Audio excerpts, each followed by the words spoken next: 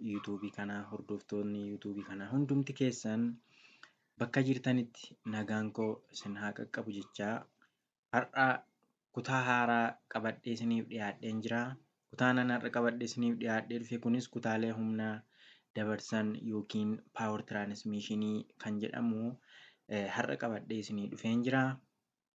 Akkana hordoftan abdiin qaba. Viidiyoo kana subscribe godhaa, share godhaa, like godhaa, akkasuma warra viidiyoon kun bira hin qaqqabne bira argisiisaa. Isinis immoo viidiyoo dabalataa akkasuma yeroo nan galakkisutti na hordofuudhaan barumsa gahaa akka argattanitti wantoleen amma isiniin jedhu kan akka raawwattan abdiin qaba. Haa ta'u egaa kutaan har'a nuti waliin ilaallu kun kutaalee baay'ee murteessaadha. Akkasuma kan beekamuu fi hubannoodhaan kan ilaalamuu qabu kutaalee humna dabarsan yookiin power transmissioniidha. Power transmissioniin injiiniitti aanee kan argamu ta'ee akkasuma kutaalee bal'aa yookiis immoo kutaalee daddabarsan kan egaa baay'inaan of keessaa kan qabudha jechuudha. Kanaaf isaanis firiisiyoonii irraa kaasee kaambiyoo dabalatee propeller shaftii irraa hamma dhaqee differentiaalii qaqqabutti humnoonni kun kutaalee humna daddabarsan jennee kan ilaallu waan ta'eef asirratti akkuma argaa jirtan kutaalee voolaanoo irraa kaasee kutaalee firiisiyooniiti. Firiisiyooniin kutaalee inni qabu kanneen akkasii kana tokko tokkoon diippilii keessa seennee kan nuti ilaalludha. Akkasuma of eeggannoolee power transmissioniidhaaf godhamuu qabuu fi yeroo yerootti wanta nuti gochuu qabnu kan wajjiniin ilaallu ta'a jechuudha. Egaan firoota kutaaleen humna dabarsan yookiin power transmissionii jechuun kutaalee humna motoraa keessatti uumame fuudhanii gara gommaa qaqqabsiisuudhaan kanneen nu tajaajilanidha jechuudha. Konkolaataan keenya akka socho'u kan godhan, konkolaataan keenya akka inni deemu kan godhan kutaalee humna dabarsan jechuudha. Kutaaleen humna dabarsan kun yeroo darbe waa'ee motoraa kaasnee ilaallee turre. Motorri kutaalee konkolaataa keessaa kutaalee isa hangafaa fi isa murteessaa yoo ta'u, humna abiddaa uumuudhaan humna abiddaa sana immoo yookiis humna ho'aa sana uumuudhaan humna ho'aa sana gara humna sochiitti yookiin heat energy gara mechanical energytti jijjiiruudhaaf kan nu gargaaran egaa motorarraa ka'a jechuudha. Kanaaf motorri humna ho'aa uume humna ho'aa sana immoo gara humna sochiitti jijjiiruudha jechuudha. Haa ta'u malee humni sochiitti jijjiirame kuni yoo gara gommaa hin qaqqabu ta'e bu'aa hin qabu jechuudha. Yoo gara gommaatti yookiin sochiin sun lafarra kan socho'u hin ta'u yoo ta'e bu'aa hin qabu jechuudha. Kanaaf kutaaleen humna dabarsan kun motorarraa fuudhanii hamma gommaa qaqqabutti kan geessan humnoota humna dabarsan jennee waamna jechuudha. Isaan kun power transmission or ኃይል አስተላላፊ ክፍሎች እንላለን። ከሞተር ኃይል ተቀብሎ ወደ ጎማ እንዲደርስ የሚያደርጉልን የተሽከርካሪ ክፍሎች የኃይል አስተላላፊ ክፍሎች ወይ ደግሞ ፓወር ትራንስሚሽን እንላለን። haa ta'u malee እነዚህ ፓወር ትራንስሚሽን የሚባሉ ምን ይይዛሉ? አንደኛ ፍሪሲዮኒን qabata. Firiisiyooniin kun gosoota humna dabarsan jalatti ramadama jechuudha. Firiisiyoonii yookiin kilaachii jennaani. Kanatti aanuun kaambiyoo yookiin giirboksii jennaani. Kaambiyoon kun egaa diippilii kan nuti itti seennee ilaallu ta'a. Akkasuma tiraansmiisiyoonii yookiin propeller shaaftii kan jennu ni jira. Differenshaaliin illee akkasuma ni jira jechuudha. Kanaaf kutaaleen beekamoon arfan kun kutaalee humna dabarsan jedhamu jechuudha. Kanaaf ga'een firiisiyoonii maali? Firiisiyoonii fakkeenyaaf yeroo maarshii qayyartan yeroo maarshii jijjiirtan maal gootu? Peedaal firiisiyoonii irra ejjettaniitu maarshii keessan tokko keessaa baaftanii gara isa tokkotti galchitu jechuudha. Haa ta'u malee kaayyoon firiisiyoonii nuti irra ejjennuuf maali jennee keessa gadi galuudhaan ni ilaalla. Akkasuma immoo kaambiyoon kun maal of keessatti qabate? Faayidaan isaa immoo maali?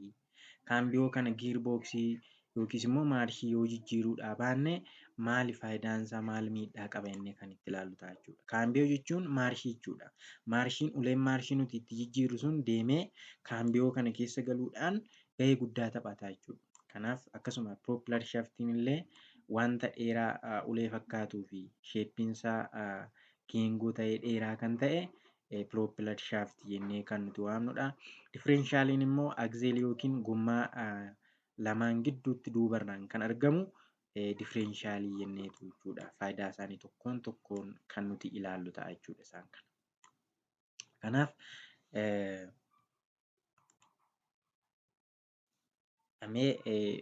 suura asirratti argitan kanarraa waan tokko ni hubattu jedhee yaada. Haa ta'u jalqaba motorri bakka kana jira. Kuni motorno.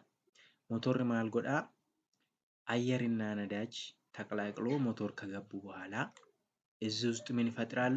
የሙቀት ኃይል ይፈጥራሉ። ሙቀት ኃይል እዚህ ውስጥ ይፈጠራል።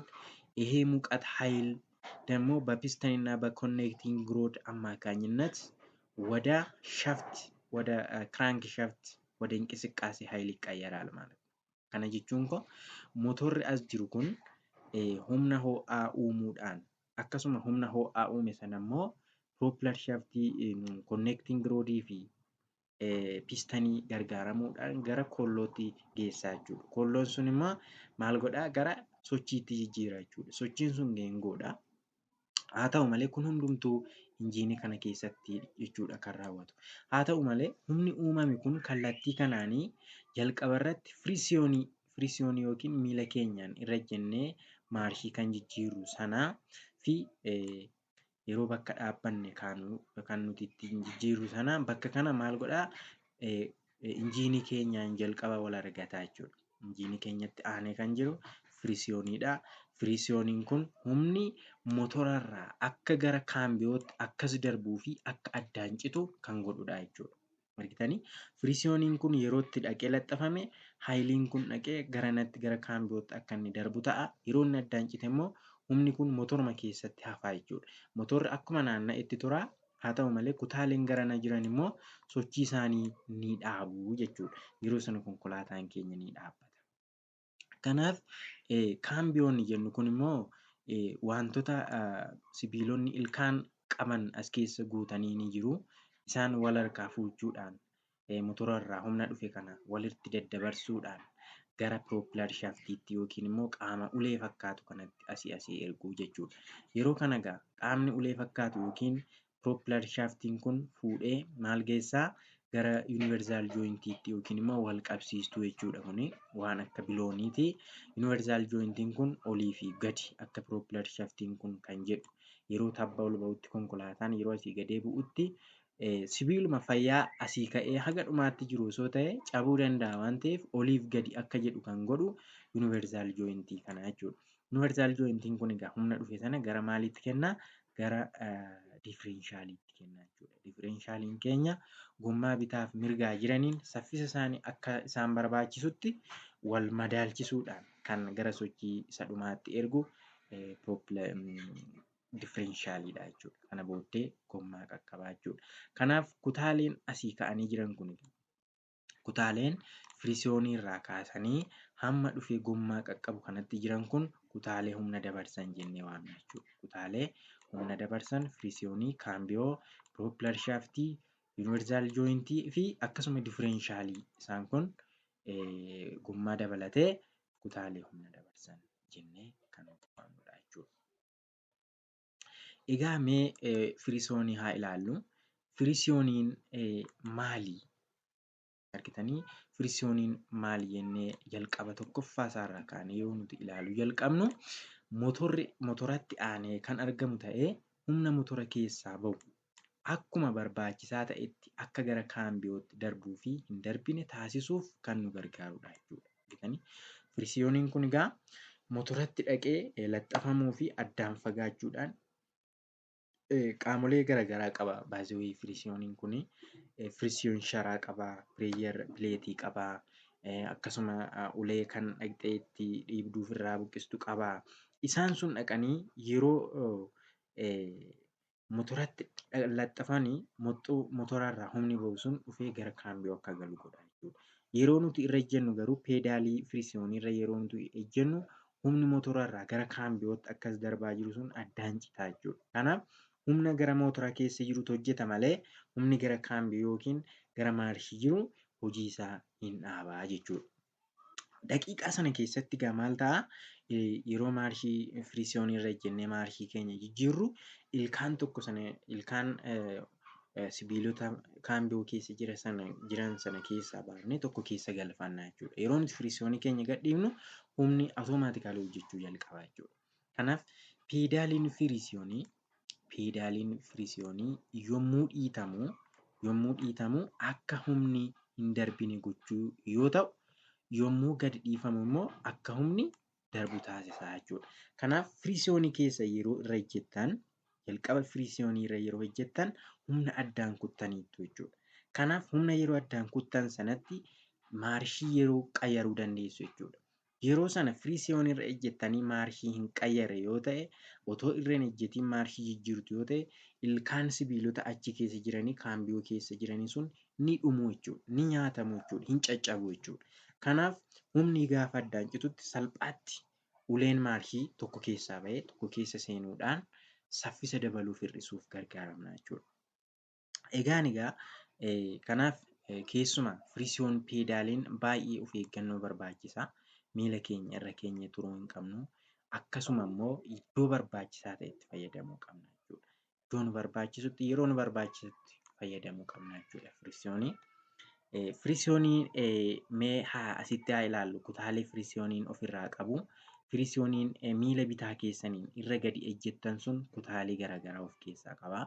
Jalqaba irratti voolaanoo yookiin filaayiwiiliin guddichi kun humna motora keessaa as bahu bakka kanatti qaama wal qabsiistuu yookiin shaaftiidhaan bakka kanatti kan as bahu jira. Yeroo humni motora keessaa as bahu dhufee maal naannessaa? Filaayiwiilii kana naannessaa jechuudha. Filaayiwiiliin kun yeroo naanna'utti isheen kun firiisiyoon sharaa kana ni beektu jedhee yaada. Firiisiyoon sharaan kun dhuftee filaayiwiilii kanarratti galti. Haa ta'u malee firiisiyoon sharaa irratti immoo pireeshar pileetiin dhuftee ni hidhamti jechuudha. Qaamni kun walitti hidhamaniitu maal jedhamu? Firiisiyoonii jedhamu jechuudha. Firiisiyooniin maal ofirraa qabaa? Filaayiwiilii yookiin voolaanoodha. Firikshin diskii yookiin firiisiyoon sharaa qabaa. Akkasuma pireeshar pileetii qabaa. Riliis biiringii qabaa. Riijispiintaa kan jennudha jechuudha. Akkasuma riliis foorkii qabaa jechuudha. Isaan kun foorkii yookiin immoo peedaalii keenyaan yeroo nuti irra ejjennu kan nu gadhiisuuf hin gadhiisne jechuudha. Isaan kun hundinuu walitti dhufanii firiisiyoonii qaamolee firiisiyooniiti jechuudha. Kanaaf peedaaliin keenya gaafa dhuftanii miila keessaniin irra ejjettan jarri kun motorarraa akka addaan siqanii fi itti siqan godha jechuudha. Yeroo miila keessan irraa kaastan dhaqanii voolaanoon kun hin naanna'a. Voolaanoo yeroo naanna'e pireeshar diskiin kun hin naanna'a. Pireeshar firiisiyoon sharaan jechuudha. Akkasuma pireeshar pileetiinis walitti hidhamee naanna'a. Yeroo firiisiyooniin motorarraa humna fudhate voolaanoon kaambiyoon qaxxitaa naanna'uu jalqabaa jechuudha. Egaanii kutaalee kana hin dagatiinaa. Kutaalee firiisiyooniin ofirraa qabu. Fakkeenyaaf qormaata leenjii konkolaachisummaa keessatti kutaaleen firiisiyooniin ofirraa qabu. Filaayiwiilii voolaanoon jira. Firikshin diskii yookiin firiisiyoon sharaan jira. Akkasuma pireeshar pileetii, riliis biiringii fi dhumarratti riliis foorkii. Isaan kun foorcheellaa jennaani afaan xaaliyaaniitiin. Isaan kun qaamolee firiisiyooniiti jechuudha. Qaamoleen firiisiyoonii ta'uusaa hin dagatiinaa. Kan biraanii kaniin firiisiyooniin yoomiif maaf gargaara isa jedhu irratti ilaallu. Motora yeroo kaastan jechuudha. Qulfiin yeroo motora kaastan firiisiyoonii irra ejjechuu qabdu. Yeroo furtuudhaan motora kaastan firiisiyoonii irra ejjechuu qabdu. Akkasuma fireenii illee qabuu qabna. Maaliif tarii irraanfattanii konkolaataan keessan maarshii sadaffaa yookiin arfaffaa irra jiraachuu danda'a. Irraanfachuu hin qabnu. Yoo tarii irraanfattaniitu ta'e diingata firiisiyoonii irra ejjechuudha yoo baattan, fireenii irras ejjechuudha yoo baattan konkolaataan keessan battaluma isin qulfii kaastanitti fiiguu danda'a jechuudha. Kanaaf yeroo hundumaa yeroo konkolaataa kaafnutti motora keenya qabuudhaaf konkolaataan keenya achuma akka dhaabatuuf firiisiyoonii fi fireenii irra ejjechuu qabna jechuudha. Haa ta'u malee konkolaataa osoo hin kaasiin dura maarshiin keenya zeeroo irra ta'uu chee gochuu qabna. cheeggoonee firiisoonii irra jennee firiinii irra jennee furtuu keenya kaasnaa jechuudha. Akkasuma yommuu inni lammaffaan yeroo maarshii jijjiirrus ni fayyadamna jechuudha firiisoonii. Maarshii yeroo jijjiirtan firiisoonii irra jechuu qabdu jechuudha. By the way, maarshii kan nuti jijjiirruuf wantolee kanaafidha. Fakkeenyaaf saffisa dabaluudhaaf, saffisa keenya dabaluuf maarshii ni jijjiirraa, saffisa hir'isuudhaaf, akkasuma konkolaataa dhaabuudhaaf, duubatti deemuudhaaf. Isaan kun hundinuu faayidaalee kaambiyoo keessatti hojjetamanidha jechuudha. Maarshii keenya gargaaramnee kan nuti hojjennu. Fakkeenyaaf lakkoofsi 3ffaa, 4ffaa fi 5ffaan kutaalee humna dabalan. Firiisoonii 3ffaa maarshii keessan fuutanii 2ffaarraa gara 3ffaatti yeroo geessitan saffisa dabaltu jechuudha. 3ffaarraa ammas 4ffaatti yoo galchitan saffisa dabaltu jechuudha. Akkasuma duubatti maarshiin duubaas ni jira. Duubatti deemuu yoo barbaaddan maarshii duubaarra ni galchitu. Akkasuma konkolaataa dhaabuufis yeroo kana gootan hundumaa firiisoonii fayyadamuu qabdu jechuudha. Akkasuma tabba gubbaarratti asii olee deemtu yoo ta'e bakka tiraafikni itti baay'atutti balaansii gochuudhaaf isaan kanarratti firiisoonii fayyadamna jechuudha. Firiisoonii fayyadamna jechuudha. Kanaaf firiisooniin gosa qabaayii isa jedhu haa ilaallu. Firiisooniin makaanikaalli jira. Fakkeenyaaf kanneen tashkarkaaronni kanneen akka motoraa yookiin bajaajiin fa'aa makaanikaalii fayyadamu. Makaanikaalii jechuun shiboo qal'aa ta'e asii bakka harkaanidha asitti firiisooniin kan qabamuuf kan gadhiifamu. Wanti kan konkolaatota gurguddoo irraa adda godhu firiisoonii keessan harkaan qabdu jechuudha. Yeroo harkaan qabdan firiisooniin maal ta'a? Humna dabarsaa hin jiru jechuudha. Argitanii? Yeroo qabaa jirtan firiisooniin fakkeenyaaf asirratti yeroo qabaa jirtan firiisooniin dabarsaa hin jiru. Humna dabarsaa hin jiru. Yeroo kana gadhiistan motorri keessan ni deema. Humni darbaa jira jechuudha. Kanaaf isaan kun maal shiboo qal'oodhaan jechuudha. Waan tokko qilleensa wanta as keessatti galu hin jiru yookiin zayitii wanti fayyadamnu hin jiru. Sibiiluma qal'oo kanaa yeroo gadi harkistan isheen kun maal taati? Asirraa dhuftee akkas fagaatti jechuudha. Akkas irraa deemti. Yeroo sana gommaan keessan humna itti darbu waan dhabuuf ni dhaabbata jechuudha. Kanaaf kanneen akka dogdoqqee fi baajaajiin garaagaraa makaanikaal firiisoon siistemii fayyadamu jechuudha. Makaanikaal firiisoon siistemii fayyadamu. Akkasuma haayidiroolikaaliin ni jira jechuudha. Haayidiroolikaali yookiin zayitaanii haayidirooliksiidhaan kan nuti jennu zayitiidhaan hojjechuu danda'a. Kanaaf fakkeenyaaf zayitiidhaan akkamitti hojjeta yoo jenne kun amma peedaal firiisooniidha kan konkolaataa bakka nuti irra ejjennudha jechuudha. Garuu baattuun zayitii bakka kana jira. Keessa konkolaataa irratti yeroo konkolaataa ooftan arguudha. Yoo baattan iyyuu siistemni kun achi keessa jira jechuudha. Asirraa yeroo ejjettan maal godhaa?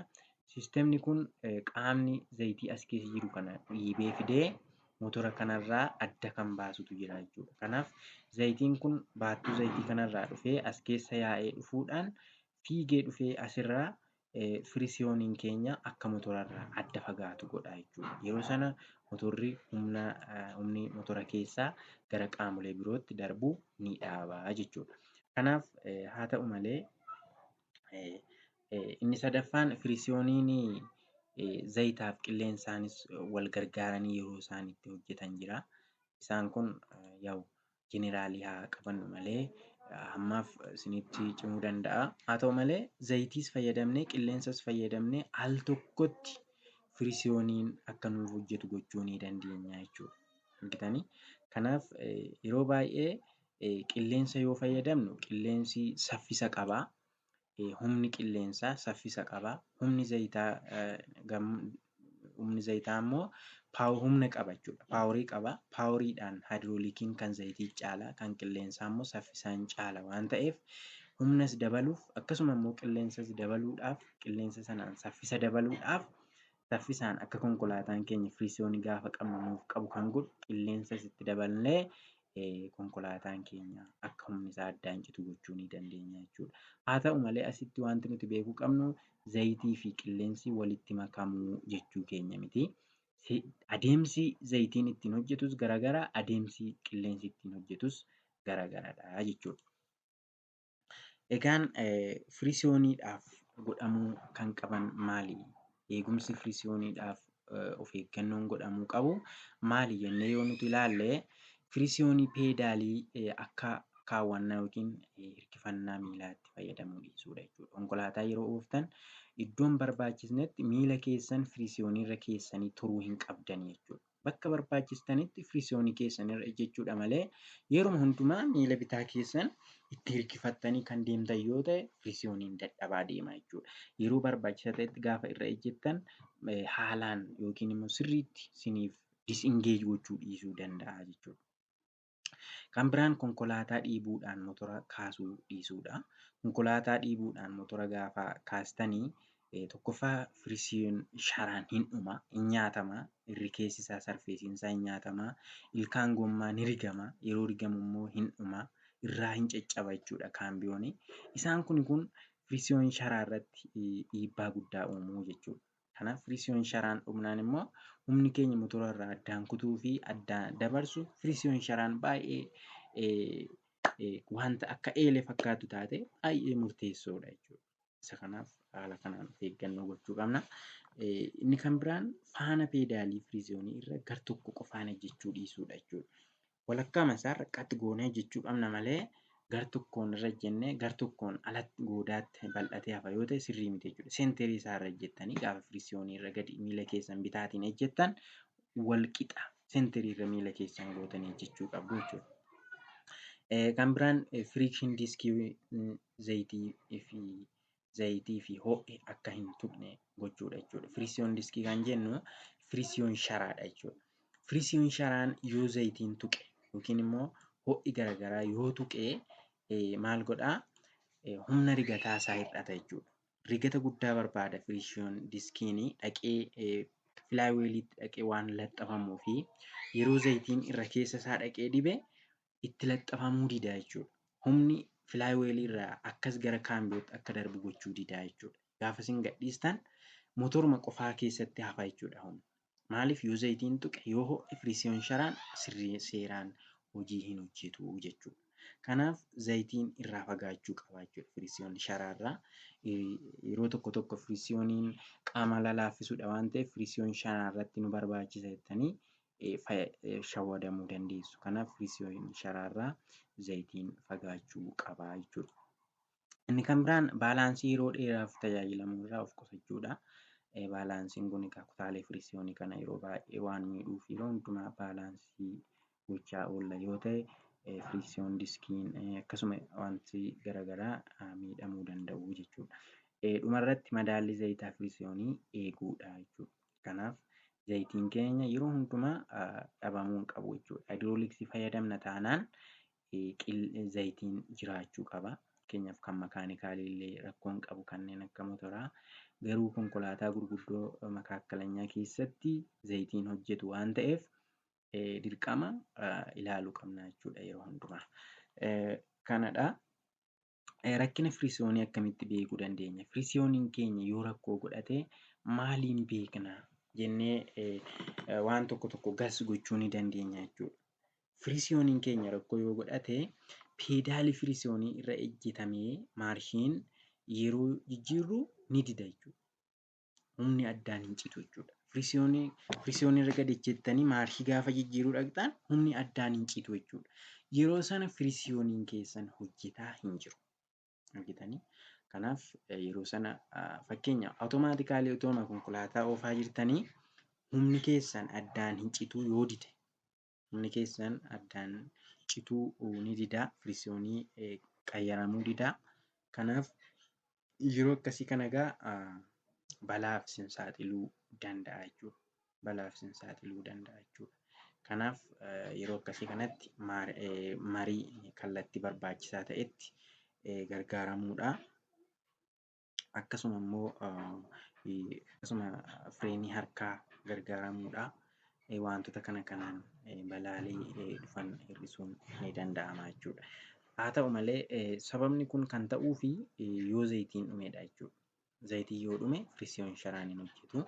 Akkasuma cabinsa qaama firiisiyoonii keessaa tokko yoo miidhame akkasuma firiisiyooniin keenya hojii hin hojjetu jechuudha. Kanaaf yeroo kanatti humnaan maarshii jijjiiruuf yeroo yaallutti ilkaan tiraansmiishinii keessaa ni caba jechuudha. Kanaaf firiisiyooniin miidhamee humnaan gaafa dhaqxanii maarshii galchitan ilkaan maarshii kaambiyoo keessa jiran ni caccabu jechuudha. Sunis balaa guddaaf saaxiluu irra isin geessisa jechuudha.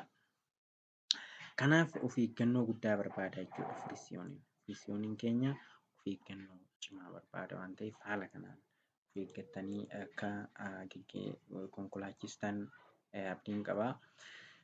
Hanqina hanqina humnaa fi lafa irraan olee irratti aarri ba'uu baay'achuu sababni isaas firikshin diskiin yeroo dhumu jechuudha. Firikshin diskiin yeroo dhumu irraan olee fi irraan gadi irratti aarri baay'inaan ni ba'a jechuudha. Firikshin diskiin nyaatamee gaafa dhumu akkasuma aara baasa jechuudha. Sun immoo firikshin diskiin keenya saffisni ni hir'ata, humni akka gara kaambiyootti hin darbine godha jechuudha. Kanaaf irraa olee tabbaa fi irraan gadee irratti firikshinii irra ejjetanii turuun konkolaataa to'annoon ala godha jechuudha. Gara duubaatti akka deebi'us ni godha jechuudha. Kanaaf egaa asirratti waa'ee firiksiyoon sharaa kanumaan ni xumurra. Waa'ee qaamolee firiksiyoonii asuma irratti xumurra. Ammatti aanuudhaan kutaalee tiraansmiishinii yookiin kutaalee humna dabarsan keessaa isa gara kaambiyootti ceenaa jechuudha. Kutaalee humna dabarsan keessaa tiraansmiishin kan jennuun yookiin immoo karaa biraa kaambiyoo kan jennuun karaa biraa immoo giirboksii jennaani. Gabaabumatti immoo maarshiin kan jijjiiramu kutaalee kana jijjiira jechuudha maarshiin. Kutaaleen tiraansmiishin firiksiyooniitti aanee kan argamu yoo ta'u, shaaftii fi ilkaan giirii adda addaa kan of keessatti qabu ta'ee hoggaa ta'u anniisaa motora firiksiyoonii irraa dhufu gara tiraansmiishiiniitti yookiin gara poopular shaaftiitti dabarsuuf gargaara jechuudha. Humna firiksiyoonii qaqqabe gara poopular shaaftiitti kan geessu humna isaa akkasuma saffisa isaa madaaluudhaan hamma barbaachisaa ta'een kan dabarsu giirboksiidha jechuudha. Giirboksiin egaa akkuma dura isinitti hime faayidaalee beezik kan ta'an qaba. Tokkoffaan humna motoraa yookiin torkii ol guddisa jechuudha. Humna maarshii tokkorraa maarshii biraatti gaafa jijjiirtan humna ni dabaltu jechuudha. Fakkeenyaaf maarshii lammaffaarraa gara maarshii tokkoffaatti gaafa galchitan humna ol dabalaa jirtu jechuudha. Konkolaataan keessan humna argata jechuudha. Lafa tabbaatti gaafa ol baatan maarshii tokkoffaan humna qabaa jechuudha. Akkasuma maarshii sadaffaa arfaffaarra maarshii tokkoffaa fi lammaffaan humna qabu. Maarshii tokkoffaa fi lammaffaa keessaa immoo maarshiin inni tokkoffaan caala humna qabaa jechuudha. Kanaaf humna dabaluudhaaf nu gargaara. Akkasuma immoo saffisa immoo dabaluu fi hir'isuudhaaf nu gargaara jechuudha. Kanaaf maarshii tokkoffaa fi lammaffaan saffisni isaanii gadi aanaadha. Maarshiin duubaas gadi aanaadha. Garuu humni isaanii guddaadha. Maarshii sadaffaa kaasee amma shanaffaatti immoo saffisni isaanii dhawataan dabalaa deema jechuudha. Maarshii arfaffaan saffisni isaa kan sadaffaarra hin caala, inni shanaffaan immoo kan arfaffaarra akkasuma saffisni isaanii caala jechuudha. Kanaaf egaa saffisni konkolaataa akka dabalu kan godhu kaambiyoo keenyadha jechuudha. Kaambiyoon saffisni akka dabalu gochuu dandeenya, saffisni akka nuuf hir'atu gochuu dandeenya jechuudha. Lafa sirriirra gaafa deemuu barbaannu, lafa qajeelaarra gaafa deemuu barbaannu maarshii keenya sadaffaa arfaffaarra gashinee deemuu dandeenya jechuudha. Gaafa lafarraan gadee yookiin tabbaatti dhiyaannu immoo maarshii keenya firiksiyooniirra ejjechuudhaan keessaa baasanii gara maarshii tokkoffaatti as deebifannaa jechuudha. Yeroo sana saffisa osoo hin taane humna nu barbaachisa waan ta'eef. Akkasuma kallattii jijjiiruudhaaf nu gargaara jechuudha maarshiin. Akkasuma kaambiyoon fuulduratti deemuuf maarshii tokkoffaa, lammaffaa, sadaffaa, arfaffaan hamma shanaffaatti kan jiran fuulduratti deemuuf kallattii gara fuulduraatti deemuuf nu gargaaru jechuudha. Maarshiin duubaa immoo duubatti deemuudhaaf nu gargaara jechuudha. Kun kallattii jijjiiruufis ni danda'ama. Kaambiyoon nu fayyada jechuudha. Kan biraan motorri otoo hojjetu konkolaataan akka dhaabbatuuf nu gargaara jechuudha. Maarshii zeeroorra gaafa geessan motorri nama hojjeta, konkolaataan keenya immoo akka dhaabbatu gochuu ni dandeenya jechuudha. Haala kanaan egaa faayidaalee kaambiyoo kana hubachuu dandeenya. Haa ta'u malee kaambiyoon yookiin giirboksiin bakka lamatti qoodama. Inni jalqabaan tiraansmiishin maanuwaaliidha. inni lammaffaan immoo tiraanismiishin awutomaatikaaliidha jechuudha. Inni maanuwaalii kana keessatti miilaanis harkaanis fayyadamnee kan nuti konkolaataa keenya ittiin to'annudha. Akkasuma awutomaatikaalii keessatti garuu firiisiyooniin hin qabu. Awutomaatikaal jennaan ofuma isaatii kan jijjiirudha jechuudha. Akkamitti ta'a isa jedhuuf tokko tokkoon kan ilaallu ta'a. Har'aaf mee kutaalee maanuwaalii yookiin immoo firiisiyoonii fayyadamnee maarshii nuti harka keenyaan jijjiirree galchinu kun isa kamii kan jedhu ilaallaa jechuudha. Kun maanuwaalii jennaan jechuudha. Maarshiin yommuu galchinuu fi baasnu, maarshii yeroo galchinuu fi yeroo baasnu peedaalii firiisiyoonii yookiin miila keenyaan kan irra ejjennu jechuudha. Kallattii ulee maarshii irratti argisiifameen harka fuulduraa fi duubaatti sochoosuudhaan kaambiyoon hojjetudha jechuudha. Kanaaf mallattoon maarshii keenyaa asirratti barreeffamanii jiru. Haala kanaan maarshii duubaa, fuulduraa akkasumas immoo tokkoffaa, lammaffaa, sadaffaa jedhee irratti barreeffamee jira jechuudha. Isa dubbisuu danda'uu qabna jechuudha. Argitanii asirratti yookiin maarshii arri jedheetu barreessa. Bakka kanatti arri jedhee yoo barreessu kan barreessu ta'e maarshii duubaati jechuudha. Bakka kanatti tokko, asitti lama jechuu danda'a. Asitti immoo sadii, asitti afur, asitti immoo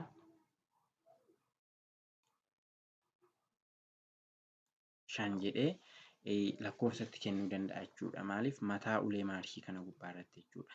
Mataa ulee maarshii kana gubbaarratti kallattii maarshii keenya lakkoofsaan kan argisiisu jira jechuudha. Kanaaf as keessatti isin kan argitan kun giirota yookiin immoo sibiilota ilkaan qabanidha jechuudha. Kanaaf input shaafti kan jedhu shaaftiin akkatti keessa galee asii kaasee haala kanaan jiru ni jira. Inni kun hamma walakkaa kanaatti input shaaftii jedhama. Hamma iddoo kanaatti input shaaftiidha. Shaaftiin kan biraa immoo asii kaasee hamma asiitti kan jiru jira. Inni kun immoo output shaaftiidha jechuudha. Inni kun motorarraa humna dhufee hin naanna'a. Wanti kun naanna'a. Yeroo naanna'utti dhufee ilkaan kun wal keessa galu jechuudha. Ilkaan kun wal keessa galanii akka isaan naanna'an godha. Isheen kun kaawuntar shaaftiin kun inpuutii kanarraa humna fuuchuudhaan fiddee gara isa outpuutii kanarratti kallattii kanaan ilkaan wal keessa galanii naanna'an kanaan ol dabarsiti jechuudha. Kanaaf egaa maarshiin keenya kun asirratti akkuma argaa jirtan tokko keessaa fuudhee gara tokkotti butuudhaan kanarraa baasee kanatti galchuuf, kanarraa fuudhee kanatti galchuuf wal jijjiiruudhaaf ilkaan maarshii kana wal jijjiiruuf nu fayyada jechuudha maarshiin keenya. Kanaaf saffisinis ta'e humni maarshii irratti hundaa'a. Guddina giirota as keessa jiranii kanaa fi baay'ina ilkaan isaanii kanarratti hundaa'a jechuudha. Kanaaf fakkeenyaa fi asirratti ilkaan giirii isa guddaa kana mee haa ilaallu. Asirratti yoo argitan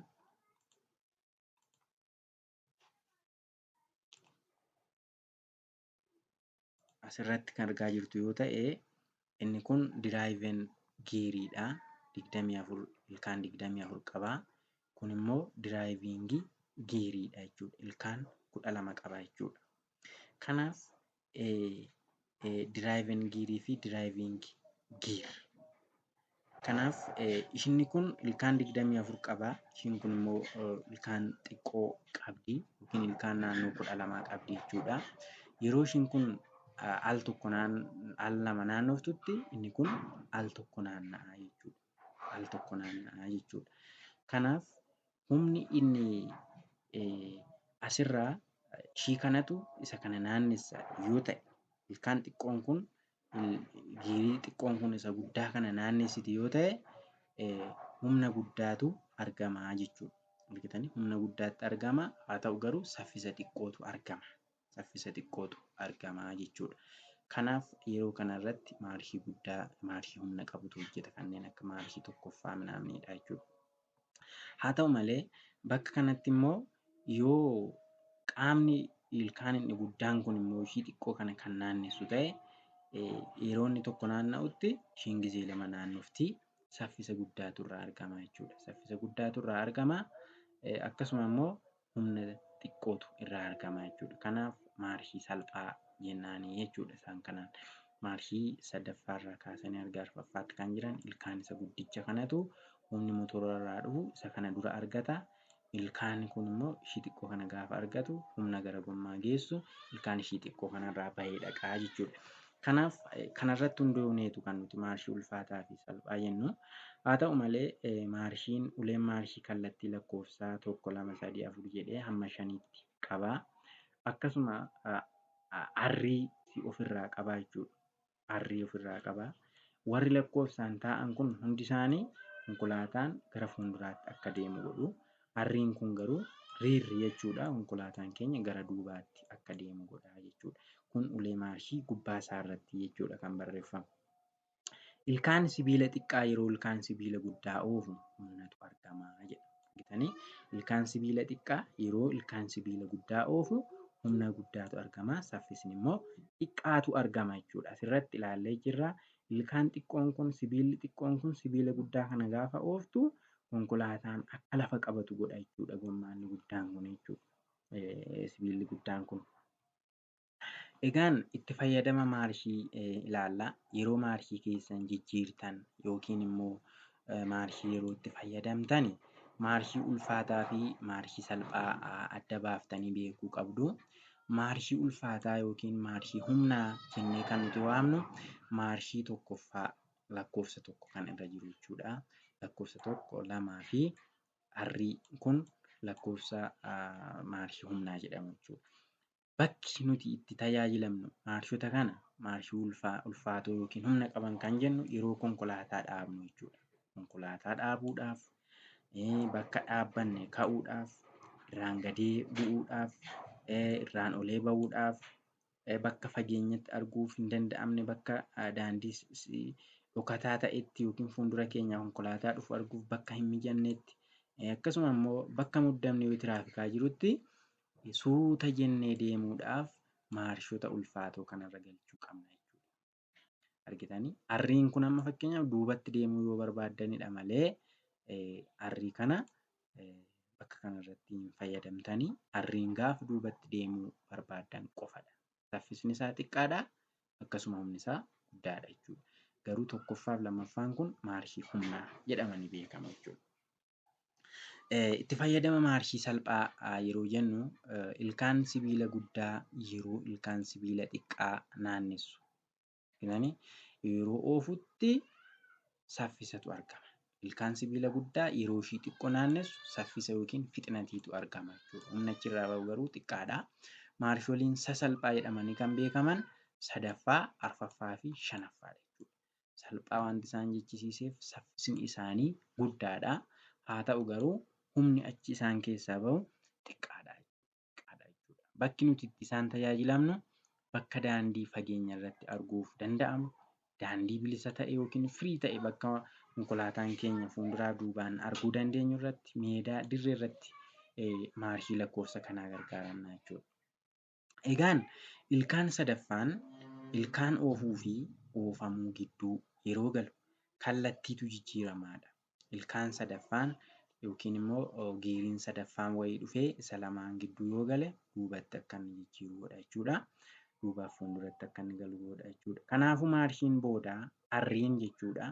Maarshii kallattii jedhamee kan beekamu yeroo ta'u booddeetti yookiin duubatti deemuuf nu fayyada jechuudha. Egaan of eeggannoon nuti kaambiyoodhaaf taasifnu maali? Of eeggannoon nuti kaambiyoodhaaf gochuu qabnu maali jennee yoo ilaalle sagalee motoraa dhaggeeffachuu peedaalii firiisoonaa irra osoo hin ejjetiin maarshii jijjiiruu irraa of qusachuudha jechuudha. Argitanii? Sagalee nama fakkeenyaaf firiisoonii irra osoo hin ejjetiin gaafa maarshii jijjiiruu dhaqxan sagalee jedhu wayii dhageessu jechuudha. Yeroo sana ilkaan maarshii wal rigaa jira jechuudha. Sibiilonni amma asirratti arginee turre kun wal nyaatu jechuudha. Wal rigu jechuudha. Yeroo sana hin dhumu jechuudha. Gaafa isaan dhuman immoo saffisni keenya akka ta'utti hin argamu. Akka ta'utti konkolaataan keenya nageenya isaanii dhabaa jechuudha. Yeroo tokkotti sadarkaa tokko caala maarshii dabaluu yookiin hir'isuu irraa of qusachuudha jechuudha. Kanaaf yeroo maarshii jijjiirtan tokkoffaa irraa fuutanii qaxxitumaan 5ffaa geessuu osoo hin taane tokkoffaarraa lammaffaa isteeppii tokkoon isteeppiin dabarsuu qabdu jechuudha. Lammaffaarraa sadaffaa akkasumatti isteeppiidhaan yoo ta'e malee maarshuma tokkoffaarra fuutanii maarshii arfaffaarra gaafa geessitan konkolaataa suuta jedhee deemaa ture saffisa guddaa itti kennitanii jechuudha. Yeroo sana miidhama jechuudha. Giirboksiin keenya hin miidhama waan ta'eef isteeppii isaa eegdanii maarshii salphaadhaa gara guddaatti yookiin immoo guddaarraa gara xiqqaatti kennaa deemuu qabdu jechuudha. Akkasuma zayitiin tiraansmiishinii yeroo yerootti ilaaluu qabna jechuudha. Tiraansmiishinii keenya keessaa zayitiin gaafa dhumu akkasuma hojii inni dhiisaa ni dadhaba jechuudha. Kanaaf qaamni lalaafisuuf akka riganni keenya sirriitti ilkaan wal rigan kun walirra akka socho'an sirriitti zayitiin irra dhangala'uu qaba jechuudha. Kanaaf zayitii firiisiyoonaa tiraansmiishinii keenya sirriitti ilaaluu qabna jechuudha. Firoota koo viidiyoon kun barnoota irraa argattaniittu jedhee yaada. Sabiskiraayib godhaa. Akkasuma laayik gochuudhaan, sheer gochuudhaan hiriyoota keessan biraan ga'a. Akkasuma viidiyoo dabalataa argachuudhaaf